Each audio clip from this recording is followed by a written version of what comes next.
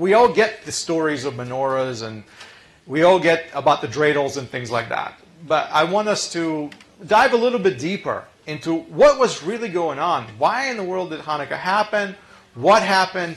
The significance of what happened. I want us to consider those themes, those topics, because this is that time of year when we think about these things. And so if you ask an average person about Hanukkah, like we said last year, people will give you all kinds of whimsical answers, funny things. Oh, it's about this, it's the festival of light and all of that. And it's true. Some of these things are true.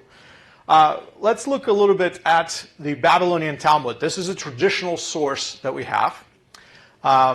This is a Neusner translation from Tractate Shabbat. This is 5th or 6th century of the Common Era. The Talmud is an ancient document, not quite as ancient as some, okay? So this is the rabbinic commentary. And the rabbis say, what's the point of Hanukkah?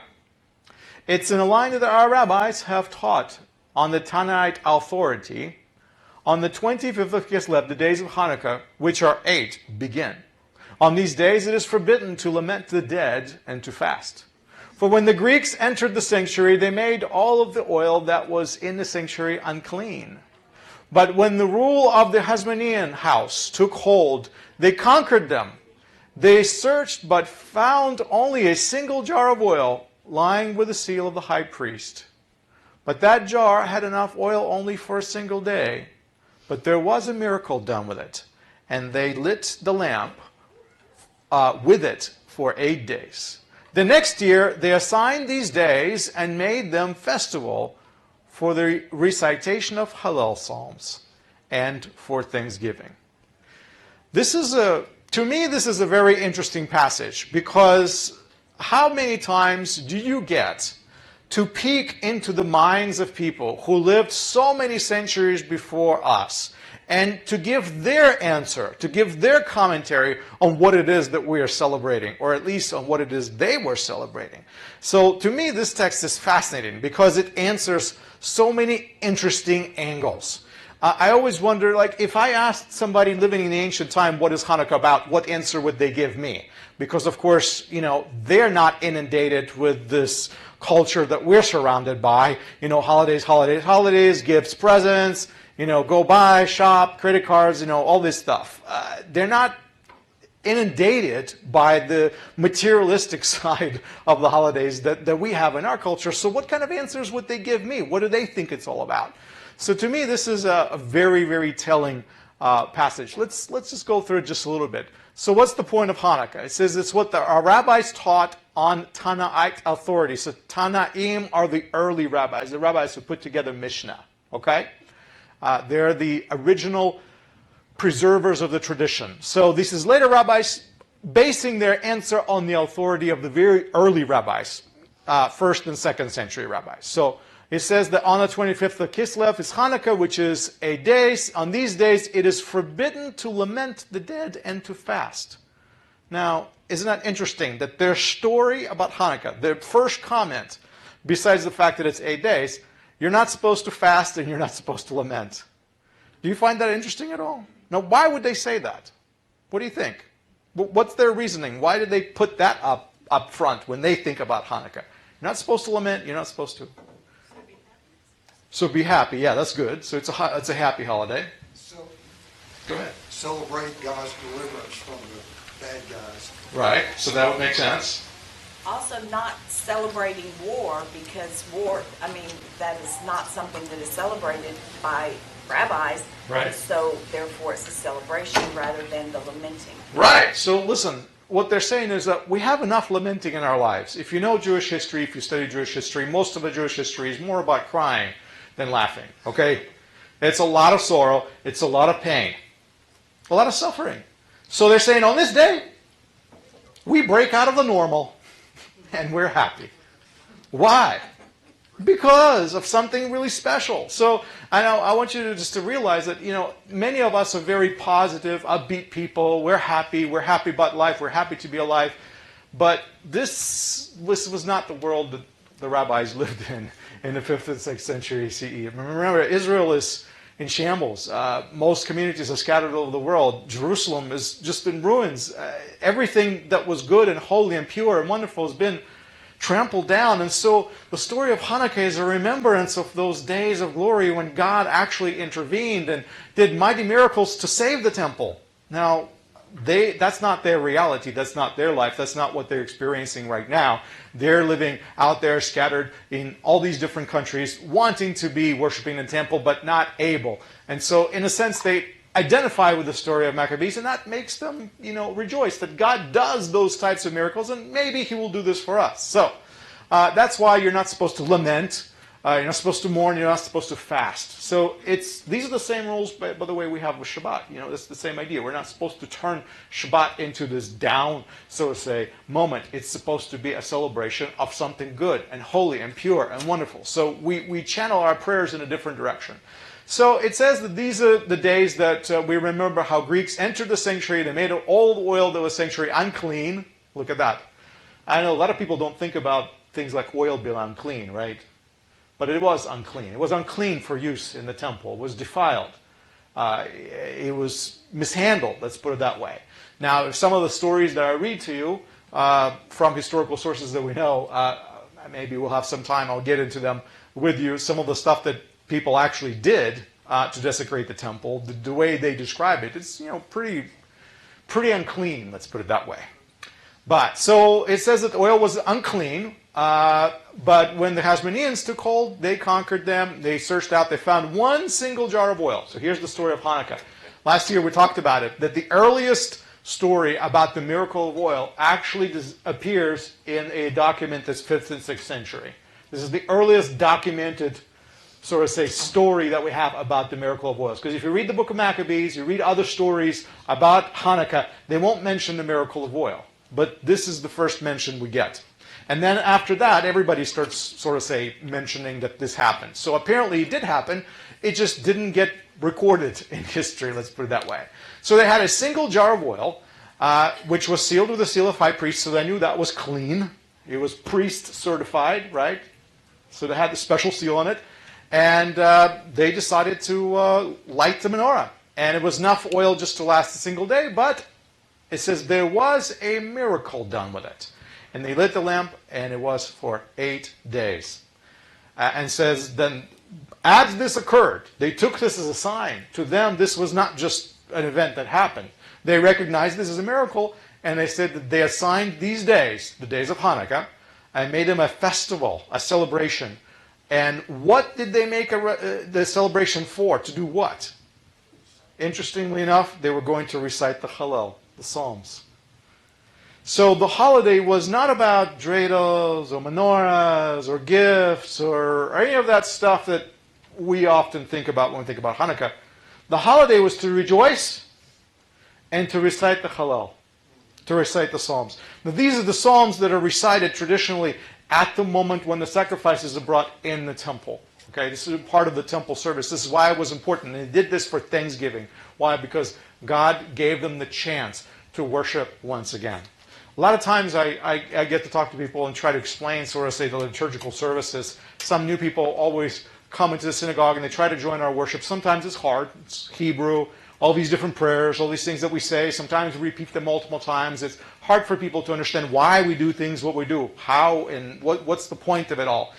And the point of it is that we're connecting to something very, very ancient. And this is what they were doing thousands of years ago. And that was the way they knew how to worship God. And that way is an ancient way. If there's any way that we could be certain about how God wanted to be worshipped, it is through sacrifices in the temple. Because He actually flat out commands it. All the other things of worship that we do, well, those are kind of our little inventions and innovations that we add to it. But what Hashem really wanted was that. And He commanded it, and He directed about it, and He explained to us and taught us and said, teach the priests, and the priests will pass it on and on and on forever in perpetuity. Of course, unless the temple is destroyed, and we can't do that. So when they finally had a chance to reignite that worship, what did they do? They went right back to it, and they decided that this is the moment when they're going to read the Hallel Psalms. Once again, bring the sacrifices, light the menorah. This was a peak. This was a highlight for them. And this is how the rabbis describe Hanukkah in their day, 5th, 6th century of the Common Era. So you could see the slightly different perspective. Some things we're totally on the same page with them. Some not. What is the message of the Festival of Lights? What's the point of Hanukkah? Reflect on some of these ideas that we talked about. Usually, when people talk about Hanukkah, there's kind of two aspects that they highlight. What are some of those things? You guys know these. Miracle of oil, miracle of light, okay. And there's another miracle. Victory. Dedication. Victory. Excellent. Fantastic. That's exactly it. So miracle of menorah oil. So yay, we get to eat the fried food now. Okay. I mean, that's what we do, right? Like, we get to eat fried food. Look, we made up a great tradition to commemorate something nice, amazing that happened. So we eat fried food, okay? Fine. Once a year we can allow that. Great.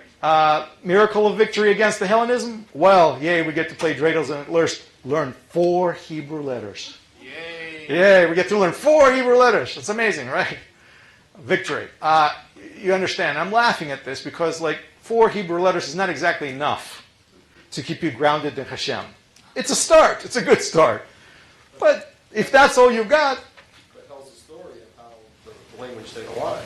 Yeah, so the rabbis were genius in encoding even the dreidel with a spiritual message. If you don't know this or not, everything in Judaism is spiritual. Anything you touch, anything you walk, the reason why we stand up is because it has a spiritual reason why we stand up during certain prayers. The reason why we don't stand up has a spiritual reason.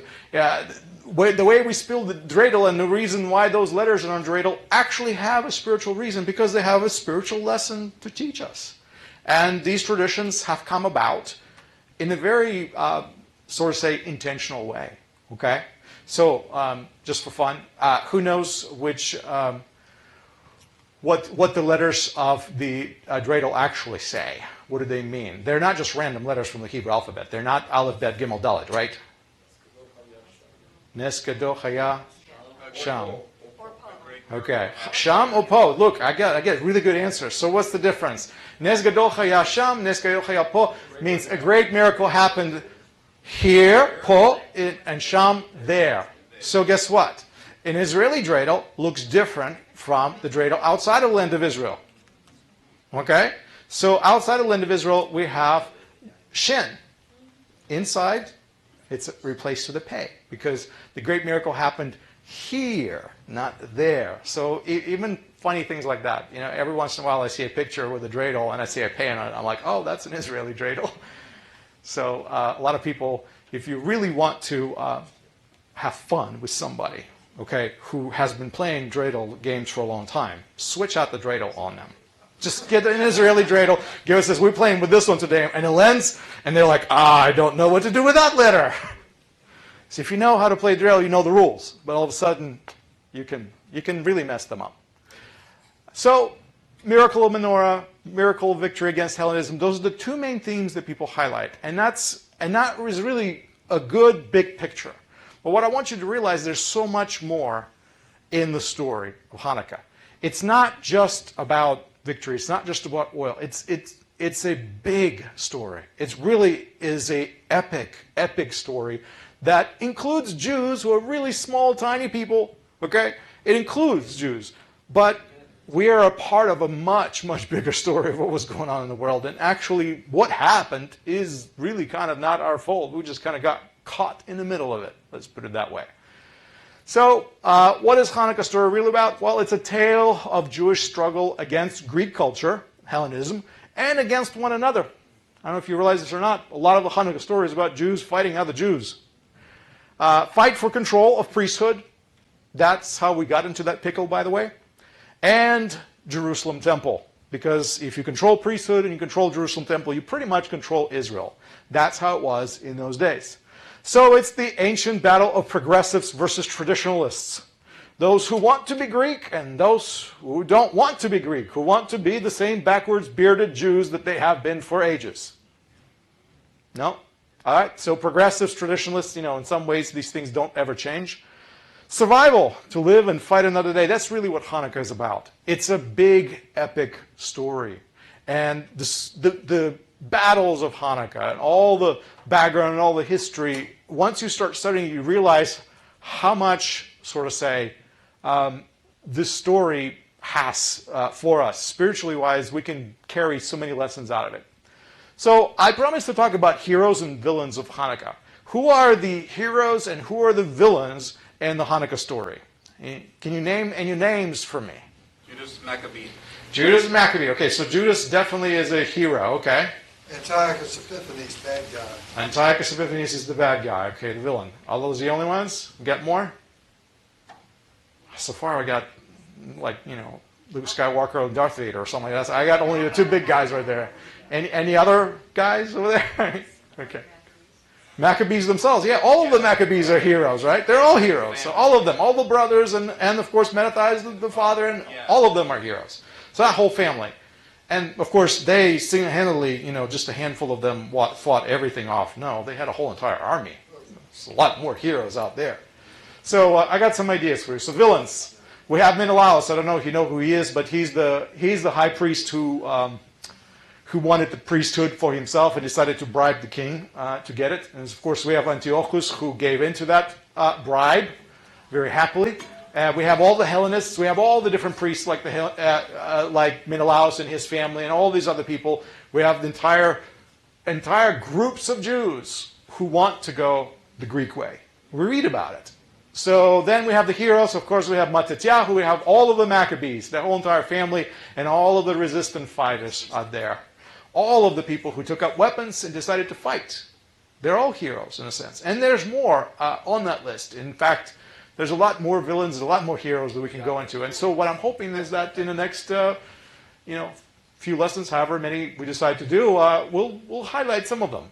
Today we'll begin with villains now. So I want to highlight one important aspect, that as often we focus on the villains and heroes in the stories, and that's a very kind of a cultural way for us to do so because we've been fed this way of thinking. There's nothing wrong with thinking that way. I want you to realize that the remnant of Israel who resolved to fight for the ways of the covenant were aided by God, whose light is always at the center of the story. God is really the only hero of the Hanukkah story. If you really want the down truth, it's really all about him. We're just playing the game. We're part of it. We're part of the story. But it's really about God and his light. It's about his covenant. It's about his promises that he made to Israel. It's about them lasting and not going away.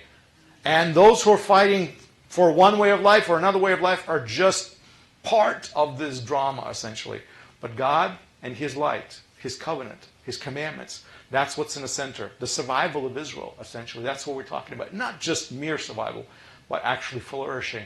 So that we could be a holy remnant, a people called after his name, as it was designed. So, that's the big secret in the heroes and villains story. Yes, it's true. So let's start reading a little bit. This is Josephus, Antiquities of the Jews. First century Jewish writer, actually from a priestly family himself. And so he's one of the very few historians that leaves us a very detailed account of what happened in those days. So the reason why is because he's a Jew. And a lot of historians that we have from that era are non-Jews, and they don't really care about those little tiny people out there in the middle of Judea, And so Josephus happens to be an educated Jew in the court of an emperor's court in the Flavian dynasty, and he writes these things for them, but in doing so, he actually preserves an amazing amount of Jewish history. So he says, now Judas, that's Judas Maccabee, celebrated the festival of the restoration of the sacrifices of the temple for 8 days, and omitted no sort of pleasures thereon, but he feasted them upon very rich and splendid sacrifices, and he honored God and delighted them by hymns and psalms. I'm going to stop right there. Of course, besides the beautiful English style of the Old English, this is a Winston's translation. It's the 1800s translation, so it's a little bit archaic. I try to polish it off sometimes and take out some of the archaic stuff out of it, but for the most part, if it sounds like that, that's what it is. So it says that Judas celebrated the festival of restoration of the sacrifices. Did you notice? This is now a first century Jew who writes for other people, but this is his reflection of what Hanukkah really is. So if you want to know an opinion of how a first century Jew would answer what Hanukkah is, this is it right here, at least or a version of it. So this is the festival of the restoration of sacrifices. It's not really about lights or gifts or presents or even about the menorah miracle. It really is about the fact that we got sacrifices back. We lost it, now we got it back. That's what they're really celebrating. The temple. It says that, of course, they celebrated and they also sang hymns and psalms. Does that sound familiar? Didn't we just read in the Talmud that that's exactly how they celebrated Hanukkah? By singing hymns and psalms. Well, in the Talmud, they actually tell you which ones. They told you, the Hallel. They tell you which ones. They go to page such and such, they tell you. But here, it's a little bit more obscure. Why? Because he's writing to the Romans. It's not going to turn on to the right page. So, they were so very glad at the festival of their customs when, after a long time of intermission, they unexpectedly had regained the freedom of their worship. And they made it a law for their posterity that they should keep a festival on account of the restoration of their temple worship for 8 days. So just a nice straight up narrative about what happened. And it was unexpected. When you read the books of Maccabees, it actually tells you they weren't really expecting to take Jerusalem. It's like when they took Jerusalem, they're like, okay, what do we do now? Didn't think that was going to happen that fast and that easy, but God gave them favor. They retook it. And so they said, what do we do next? We didn't plan for this to be over that fast.